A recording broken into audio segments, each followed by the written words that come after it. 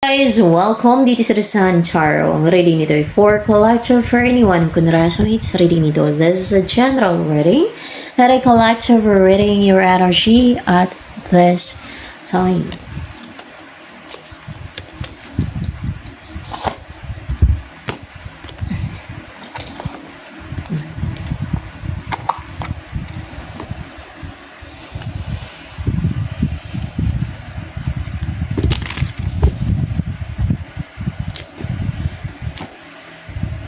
Death card, palang patoy. Upright ba yan? In reverse. Hi guys. Merong new beginning. Merong nag-end and there is a new beginning. May natapos. And now you're starting a new beginning. Nawala na tong yung pinipista yung buhay mo. Yung parang dumaan ka sa transformation na parang dinaanan ni kamatayan ba? Parang gano'n na sinalbahe ka ng evil forces. Yung mga gano'n na matindi yung iniwan na mga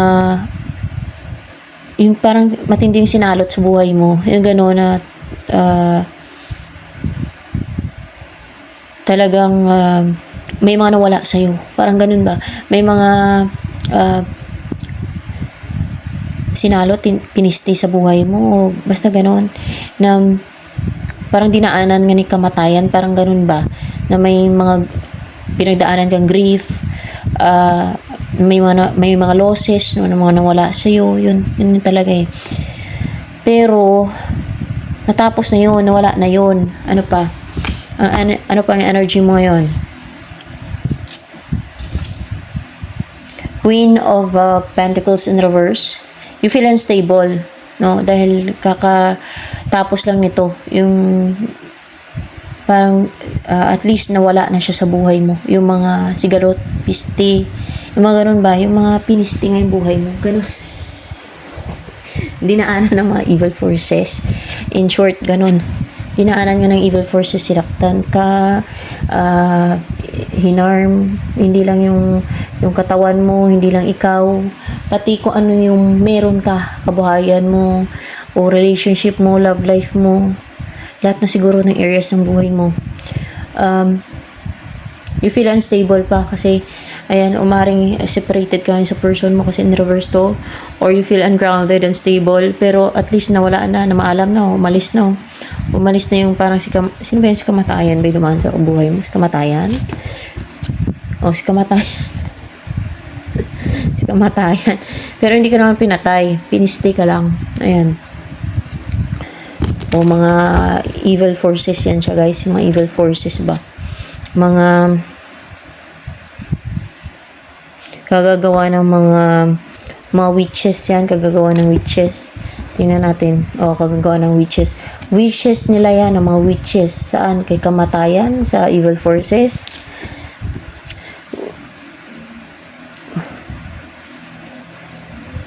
Hindi kay kamatayan.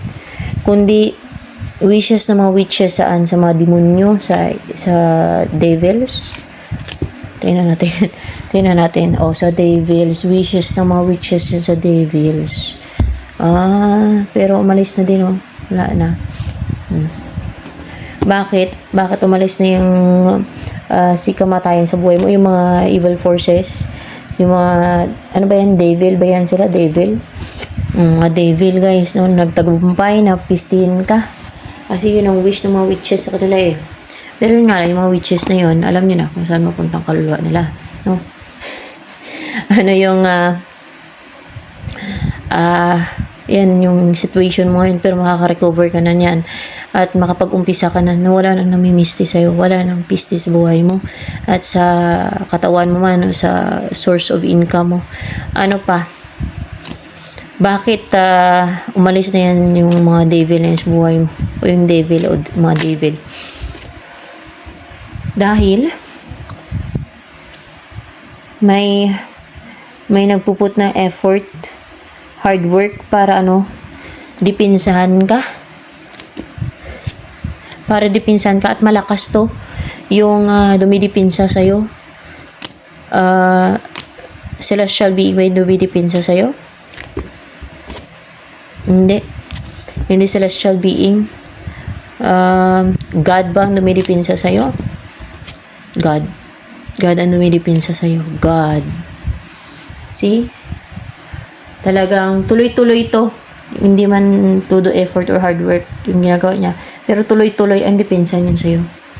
That's why, malis na ang mga devil. Tuloy-tuloy ang depensa ng God sa'yo.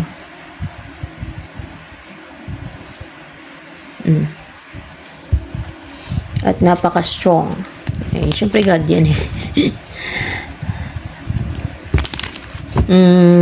Ano, in-embody mo energy yan? Chim. Normal na yan, may mga ganyan nangyayari kasi meron kasi mga gahaman at sakim na gustong maring gusto nilang kunin ko na meron ka, ng mga witches niyan, o iruwen kung ano yung meron ka na hindi nila makuha, mga ganun.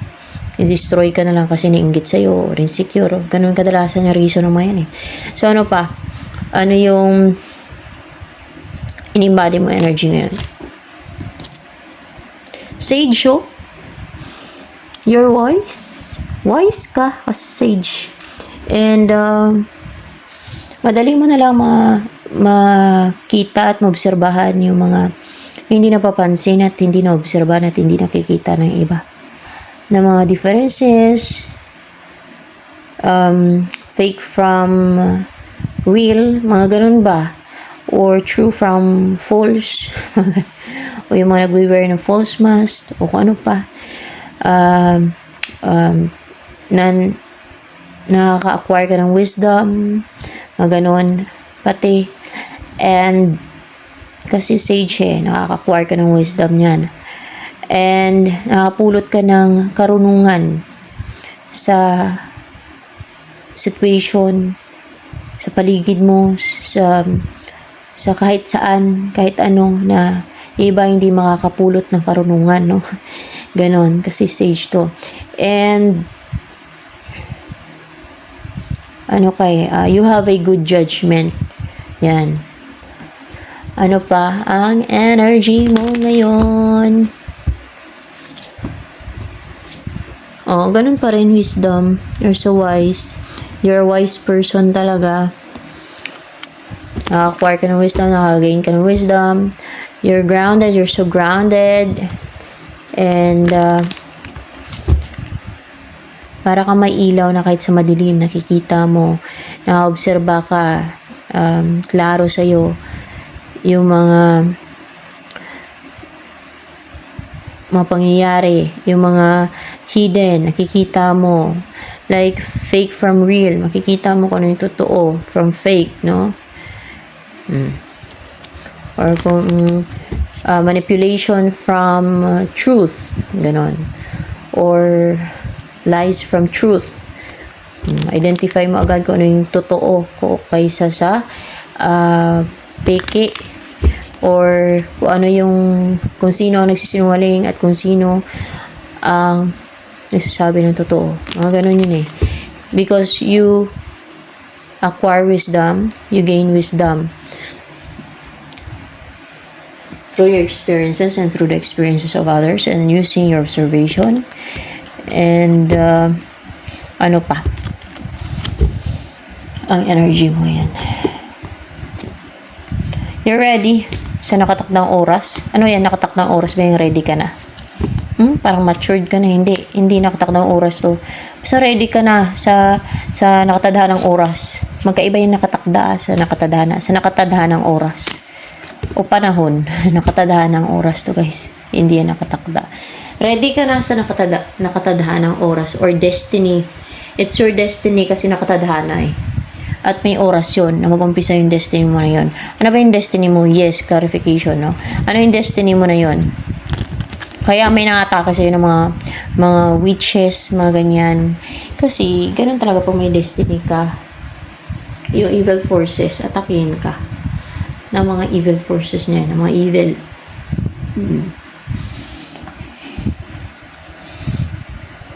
Kasi umiiral yung kanilang inggit. Na in-desperate sila. Kasi dahil sa inggit nila at insecurities, ganun yung kadalasan. Ganun yun talaga. Common na yan na reason ng mga yan. At Yun nga, dito sa mundong to merong evil, merong good, di ba? Merong sa side ng evil, merong sa side ng good. So, ikaw, nasa side ka ng good. You're not a witch. Okay? You're not a witch. Yung mga natake sa'yo, yun ang mga witch. Ano yung destiny mo?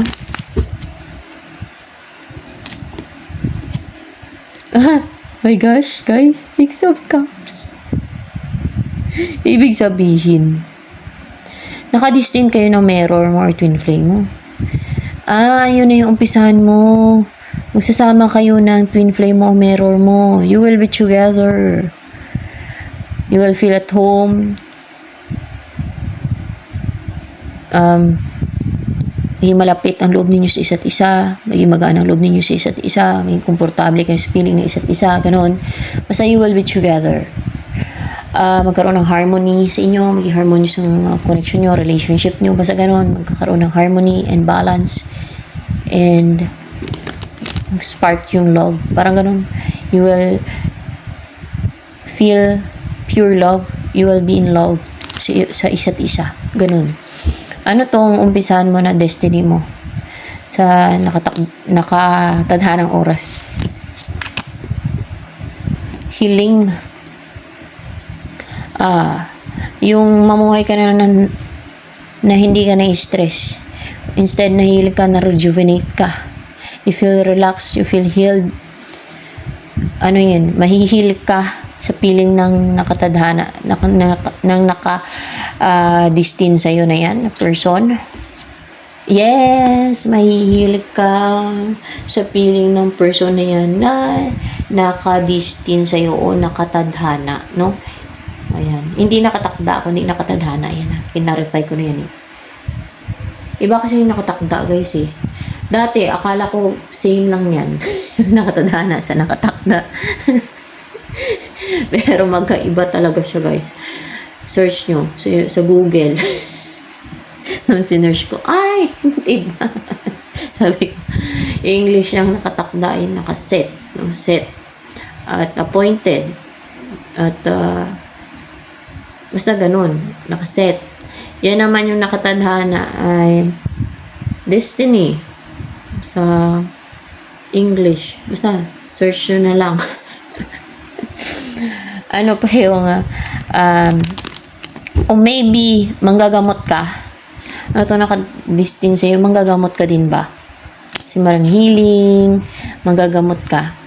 Oo, na may mga sakit, manggagamot ka ng may mga sakit. See? Manggagamot ka ng mga nagdurusa sa sakit. Hindi.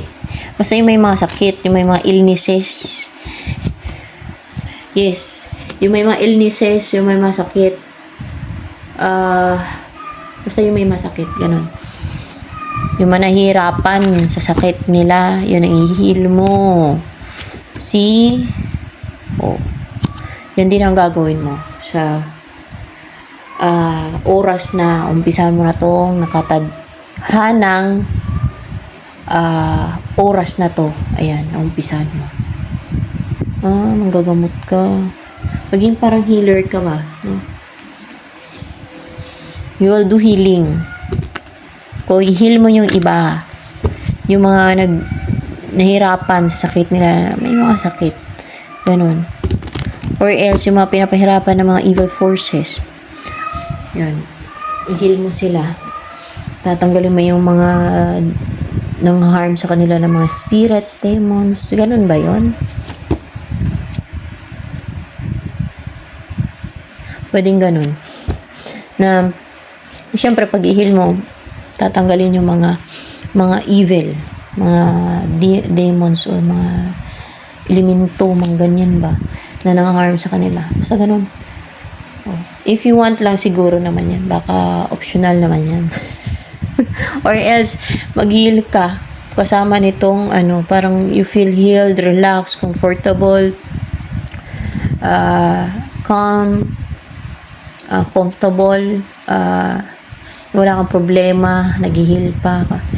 At, you feel healed, no? Sa feeling ng twin flame mo or mirror mo. Ayan.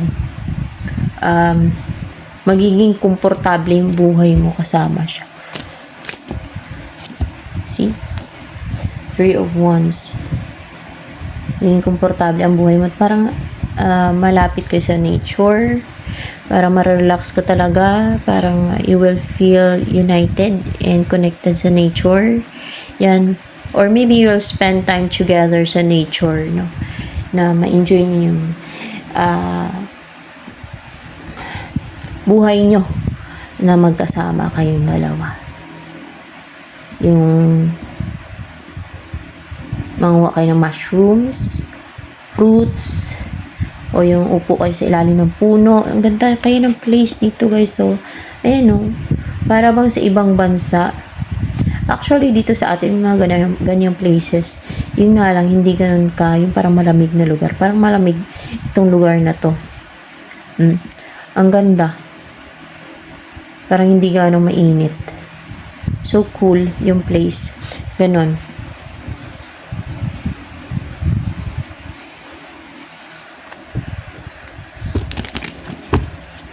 Ano pa ang gagawin mo? Ito muna. Sa oras na mag-umpisa ka na ng destiny mo na yan. Oras yun eh. Oh, you will walk on a path na parang it's a journey na you will be together na nitong twin flame mo or mirror mo. See? You will be together na sa path na yan, sa journey na yan. Hindi lang ikaw yung tatak sa journey na yan, kundi dalawa na kayo. Ano yung gagawin yung dalawa sa journey na yan ng twin flame mo? Ayun talaga, Queen of Fire. Para kayong apoy. Ano yun? Bubuga kayo ng apoy? Bubuga ba kayo ng apoy? Tingnan natin ba? Apoy. Hindi naman. Ano yan? Parang magbibigay ng liwanag. Para kayong liwanag, no? Liwanag and maging natako confident nyo guys eh. Para kayong liwanag sa mundong to o sa madilim na ganun, pag-asa. Para kayong blessing sa mundong to. Ayun, pag-asa, liwanag, blessing sa maraming tao. Yes. Yung hindi lang maka-appreciate niya yung mga puno ng inggit. Yun sa mga evil forces, sa dark forces ng mga tao. Kampo ng kadiliman. Like witches, yan hindi maka-appreciate yan. Sa mga tao, matulungin at tinutulungan yung mga biktima. Kasi sila gusto namang biktima eh. Pinapairal nila yung inggit nila, kasakiman nila. So that's why hindi sila makarelate dyan. Kung kasakiman, kasamaan. Ganun kasing ginagawa nila. Ayaw nilang tulungan ang mga binibiktima nila, ang mga sinasalbahin nila. Mga ganun yun eh. So ano pa? Para kayong liwanag guys. Maliwanag to yun. And ano pa ang gagawin nyo? Parang magbibigay din kayo ng kulay. Parang magbibigay ng kulay sa buhay. Inspirasyon or pag-asa, positivity, yan, sa buhay ng marami, ang ganon. Yes.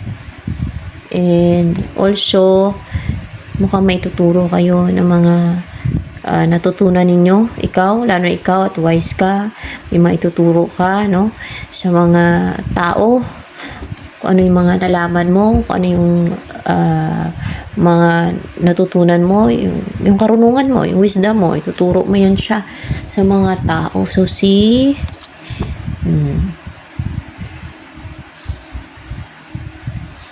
actually, madalang lang yung taong wise, ha. Madaming pwede magsabi na wise sila, pero mas marami pa ata ang foolish sa panahon ngayon, no, kaysa sa wise. Tama ba? Hindi ko din alam. Tama ba? Oh, tama.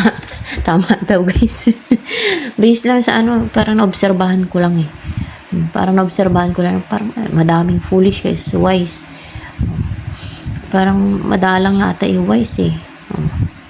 Sa panahon ngayon, ay, kita niyo yung pinagagawa ng mga tao. Message for you. business venture. Oh. Trust and follow through on a new business idea or career opportunity. Tiwala at sundin yung bagong business idea or career opportunity. Lalo kung may business idea ka na naisip, baka magpayaman yan sa'yo. Pero yung pagninegosyo, kailangan dyan lakas ng loob, kailangan risk taker ka din, kailangan talaga dyan ay, dahil dati naninegosyo din talaga ako.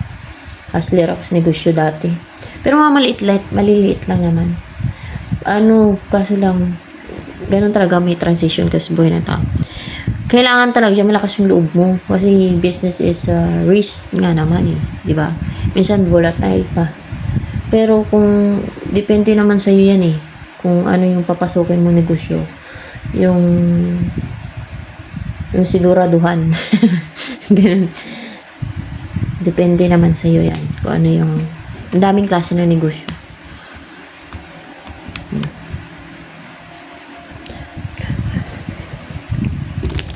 Ano pa ang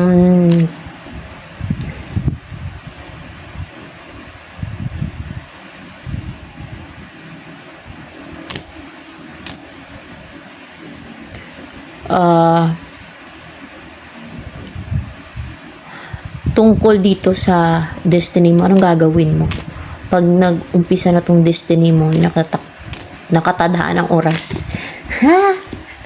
Nakatakda tuloy. Nakatadhana yan siya guys hindi nakatakda ng oras, nakatadhana ng oras yan. Page of Wands, maging passionate ka, active and energetic, full of excitement, na umpisan yan, na gagawin yan, na Nine of Pentacles in reverse, na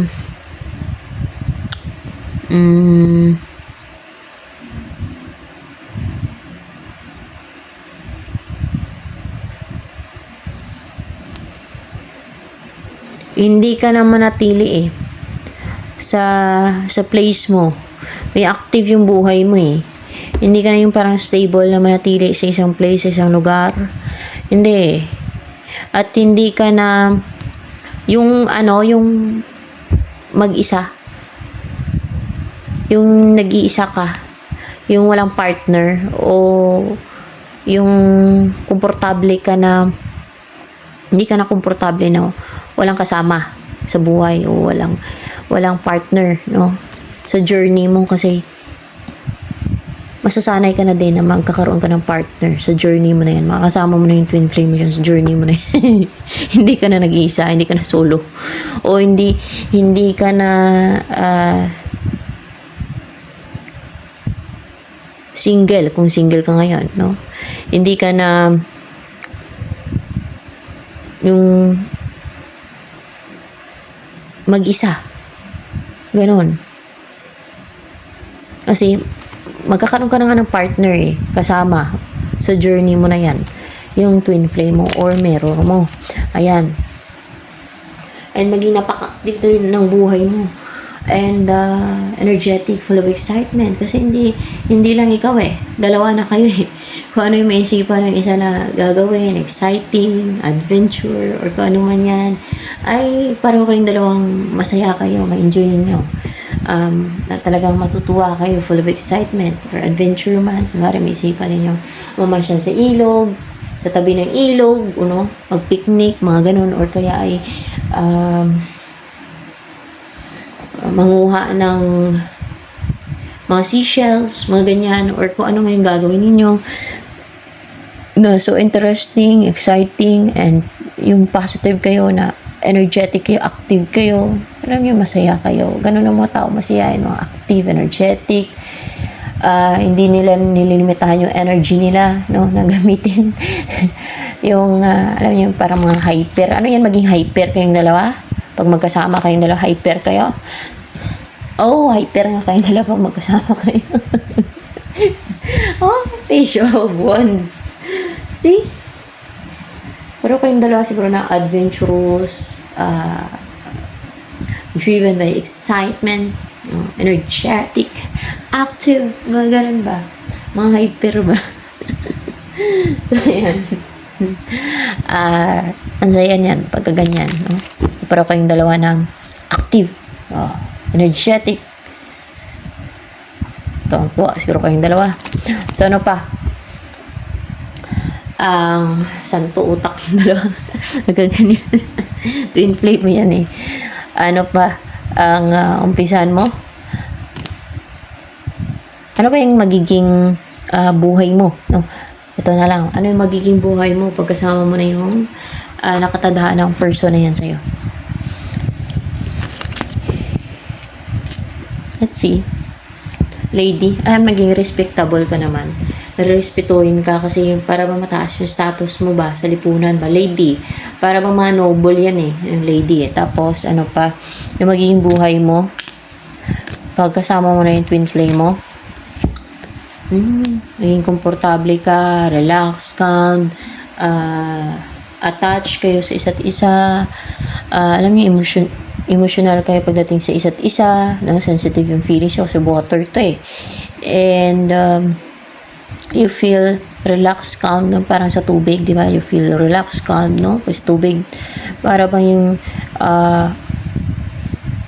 ma-enjoy nyo talaga yung buhay nyo na magkasama kayo. Kung malaro kayo, ay ma-enjoy nyo yung buhay nyo, no? Ganun. Yung mga tao talaga na kahit na, sabihin mo, medyo ano na yung edad, no? May edad na, pero malaro pa rin yung, alam niyo yung tao malaro. May ganun talaga yung tao na malaro eh. Hindi man lahat, meron talaga. Kasi iba-iba kasi yung tao. Meron talaga malaro na klase ng tao na mahilig maglaro-laro, no? Na parang bata. So, baka ganun kayong dalawa. Baka maggawa kayo ng pond, tapos lagyan nyo ng lily. And then, mag-alaga kayo ng palaka. Pwede din lilies. Pero ano to guys, yung ma-touch talaga kayo emotionally sa isa't isa. And pagdating sa isa't isa, ay sensitive yung feelings nyo, attached, no, towards sa isa't isa. Emotional kayo, mahal yung isa't isa. You feel more connected sa isa't isa emotionally. You'll start a relationship, you'll start to live together, yung magkaroon ng adventure, or yung baka palagi kayo sa tubig magtampisaw o mamasyal sa mga ilaw, ganun, kasi yun, no, may tubig, and napaka-brave nyo, o napakatapang nyo, napaka-courageous nyo na, ano yan, yung parang mamangka siguro, tapos yung manghuli ng isda, o manguha ng mga shells nga, o kung ano man, no, mga crab shells, mga ganyan. Or kung ano man yung gagawin nyo na parang adventure ba. Kasi maging napaka-exciting ng buhay mo eh. Kasama yung tao na yun, pero kayong hyper nga daw eh. Pag magkasama kayong dalawa. So, ayan. Kasi ibig sabihin, ma-enjoy mo na yung buhay mo niyan. May active na yung buhay mo. Kung ngayon ay boring, matamlay yung buhay mo. Matamlay ka na hindi masaya, na hindi exciting. Pagkasama mo na yung exciting yung buhay mo, masaya na, active, full of energy na kayong dalawa. Ano yung surprises sa'yo? Magkaroon ng stability sa buhay mo, may mag-propose sa'yo, ikasal ka, so magkaroon ng stability. There's babae, lalaki here, no? May kasalan, may celebration na mangyayari. Pwedeng marriage yan or proposal na mangyayari kapag asawa ka.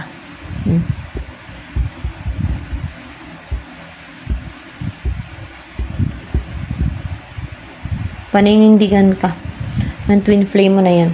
Kasi strong yung energy. Yan ang decision niya. Paninindigan ka niya. Napakasalan ka niyan o ibahay ka niya, no? Bubuo kayo ng pamilya. Yan na yung kanyang desisyon. Buo na yung desisyon niya. Klaro sa kanya kung ano yung gusto niya, buhay, no? Kung ano yung, para may mga future plans na yan. Yan na yung desisyon niya. Asawahin ka niya. Ayan. Bubuo kayo ng pamilya, magkaanak kayo, ganyan. Titira na kayo sa isang bahay na magkasama. Siyempre, magkakaanak kayo.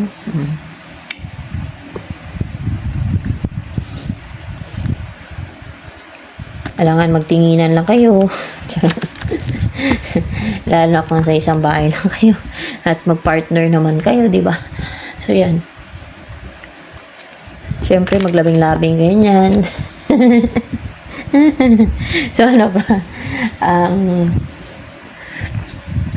Yan nga ang nagbibigay ng excitement sa mag-asawa sa mag-partner, yung labing-labing time. Nagbibigay ng excitement. Parang baliwala na yan, no? Walang malisya na yan pag sanay na sa mga ganyan. Pagka may partner ka o nagkaroon ka ng partner. Yung iba kasi parang medyo conservative yung iba pagdating sa mga ganyan. Pero pagka kunwari may partner ka na at may asawa ka, normal na yan eh. Normal na gawain na talaga ng mag-asawa yan. Yung maglabing-labing, mga ganyan. Yan ang mas lalo nagpapastrong, nagpapatibay sa relationship ng mag-partner at ng mag-asawa. Yan. Pagtapos tawa kayo. Ganon.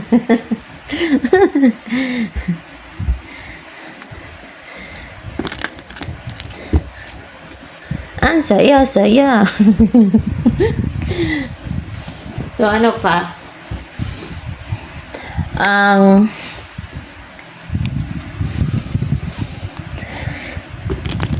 next move ng twin flame mo sa'yo. Mag-offer na cup of love. There is a new beginning. Meron siyang gagawin. Mag-umpisa, no? Mag-umpisa kayo ng relationship. Siyempre, siya ang gagawa ng move, no? Siya ang gagawa ng first move para mag-umpisa kayo ng relationship, para makapag-umpisa kayo ng relationship. Mag-invest yun sa'yo, of course, para makapag-umpisa na kayo ng relationship. Ayan, ayan, ayan. Paparating talaga siya. Hindi na siya magantay pa dahil paparating na siya. Ayan. So, yan. Ito na lang, guys, for collective reading.